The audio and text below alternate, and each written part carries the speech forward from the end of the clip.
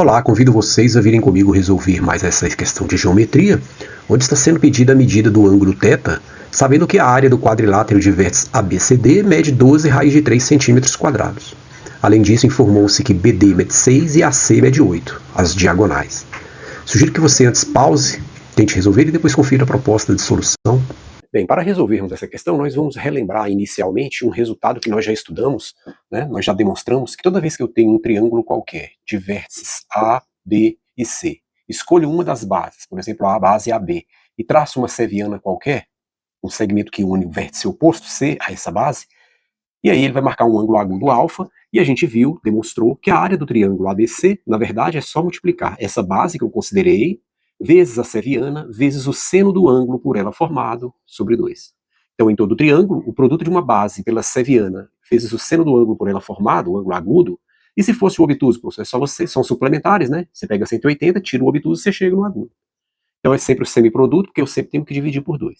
Isso nós já demonstramos aqui, né? Salvo engano, acho que na aula 13, ou 12, não me lembro bem agora. De toda sorte, eu vou deixar indicado aí. Bom, agora eu quero um novo resultado, um resultado para essa situação que me foi dada. Ó. Quando eu tenho um quadrilátero qualquer, observe que isso aqui é muito forte mesmo. Traço as diagonais dele, ó, vou colocar aqui um quadrilátero de vértices A, B, C e D. Por que é muito forte? Ó, vou marcar um ângulo agudo aqui. Se eu pegasse um obtuso, não tinha problema, né? Eles são suplementares, se eu faço 180 menos ele, eu acho o agudo dali. Bom, eu posso manter uma relação entre essas duas diagonais e a área desse quadrilátero. Note que quadriláteros desse tipo nós chamamos de trapezoides, né? Porque ele não é um trapézio, né? O trapézio precisa ter pelo menos duas bases paralelas, né? Tem que ter duas bases paralelas para ser um trapézio. Se as bases foram 2 a 2 paralelas, as 4 na verdade, né? 2 a 2, aí é um paralelogramo, né? Que a gente já viu. Mas o trapézio precisava que isso aqui fosse paralelo, e não é. É um quadrilátero convexo aí qualquer. Por isso que eu digo que é muito forte esse resultado, que a gente vai demonstrar agora. Olha só, vamos chamar esse ponto aqui de ponto P. E aí o que eu sei? Eu sei que se eu pegar a área total desse quadrilátero de vértices ABCD, ok? A área total, ela pode ser dada simplesmente pelo quê? Pela área desse triângulo de cima, que é o ACD, mais a área desse triângulo de baixo, que é o ABC. Tudo bem? Você concorda? A área de baixo mais a área de cima dos dois triângulos vai me dar a área total. Né? Agora eu uso o resultado que a gente acabou de relembrar, né? Para calcular a área do de cima, eu só preciso fazer o quê? Você percebeu que eu estou aqui ó, com uma seviana, ó, esse ângulo é oposto pelo vértice a esse, então eu estou com uma seviana formando um ângulo alfa ali. Esses ângulos são opostos pelo vértice, a gente já estudou isso, né? Se você não estudou lá, não lembro se a gente já demonstrou no nosso curso de áreas, mas é o seguinte, ó, toda vez que eu tenho ângulos opostos pelo vértice, esses ângulos são congruentes, ok? Tanto de cima quanto de baixo, da direita quanto da esquerda. Dá pra gente provar isso? Dá, ó. Vamos ver aqui, ó. Se eu chamar isso aqui de alfa e chamar isso aqui de θ, como é que eu mostro que esses dois ângulos são iguais? É bem simples, tudo que você precisa fazer é considere esse ângulo do lado aqui, o vizinho, chame ele de beta. Então suponha que os três sejam diferentes. Porque se fossem iguais, o que ia acontecer? Eu ia estar diante de um caso onde as retas são ortogonais, são perpendiculares. Aí não teria graça, né? Seria imediato que todos valem 90. Mas se eles são diferentes de 90 e eu tenho aí essa cruz, marcando ângulos opostos, eu posso pensar assim, ó. Vê se você concorda comigo, ó. Esse ângulo aqui, ó, é um ângulo raso de meia volta, não é verdade? Significa que esses dois caras são suplementares, a soma deles tem que dar 180. Então eu posso escrever isso assim, ó. Alfa mais beta precisa dar 180, porque são ângulos suplementares. Ocorre que quando eu olho aqui para esse outro lado, ó, eu tenho de novo ângulos suplementares, você concorda? Um ângulo de meia volta, um ângulo raso. Então θ mais beta também precisa dar 180, né? Θ mais beta também tem que dar 180. Ora, se eu resolver esse sistema, subtraindo as equações, o que eu vou ter? Eu vou ter que alfa menos θ precisa ser zero. Portanto, se eu somo θ dos dois lados, eu acabo de descobrir que, de fato, a alfa é igual a θ, como queríamos demonstrar. Se eu fiz para esse lado, eu podia complementar para baixo e fazer para os outros também, né? Então, toda vez que eu tenho aí ângulos opostos por esse vértice comum, eles são congruentes, são iguais, ok? Então, se eu considero o alfa de lá, esse cara aqui também, obviamente, é alfa. Tudo bem? Bom, feito esse parênteses da nossa demonstração que a gente quer, a gente vai chegar à seguinte situação. Pelo resultado que nós acabamos de provar, a área do triângulo de cima pode ser, se eu considerar AC como base, eu vou ter AC vezes, quem é a seviana aqui? A seviana, se você olhar aqui, ó, nesse caso, é PD, né? AC vezes PD vezes o seno do ângulo agudo formado aí, né? Sobre 2. Então é o semiproduto de da base pela seviana, né? Vezes o seno do ângulo, né? Que a seviana forma com a minha base. Eu considerei base AC. Do triângulo de baixo eu posso relacionar do mesmo jeito, sim ou não? Olha aqui, ó. A base é AC vezes a seviana, só que a seviana agora ó, é BP, né? A BP, vezes o seno do ângulo formado, que é o mesmo ângulo, ó, seno de alfa, sobre 2.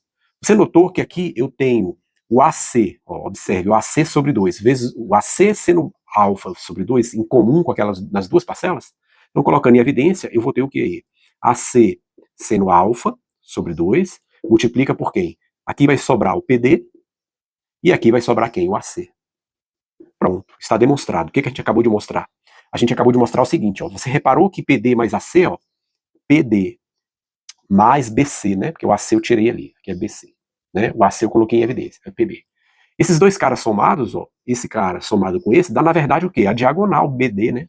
Da própria diagonal BD. Então eu tenho aí AC vezes BD vezes o seno de alfa sobre 2. Como queríamos demonstrar. Essa é a área do trapezoide inicial.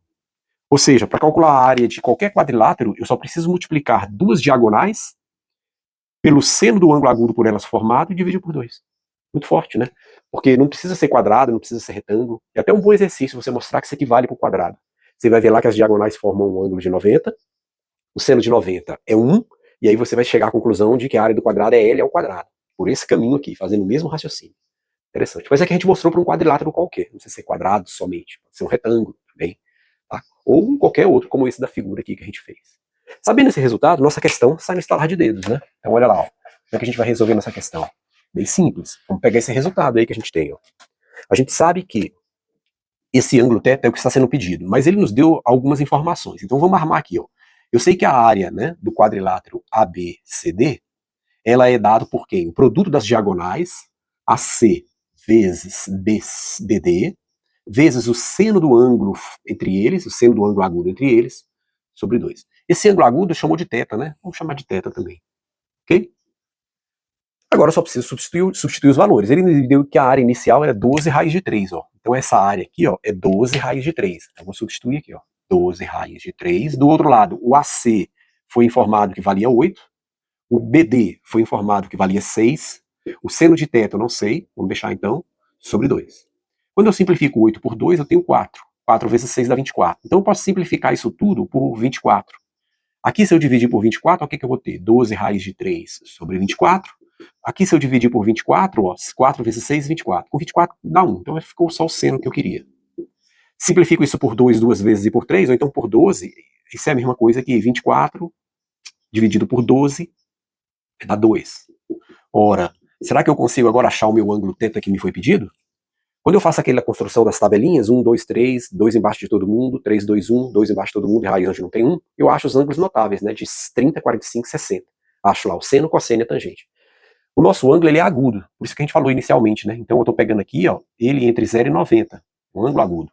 Então, se eu olhar naquela tabelinha, o ângulo cujo seno mede raiz de 3 sobre 2, quem é? É 60, professor. Perfeito. É o ângulo de 60 graus que me dá um seno de θ valendo raiz de 3 sobre 2. Essa é a resposta final da questão. Simples assim.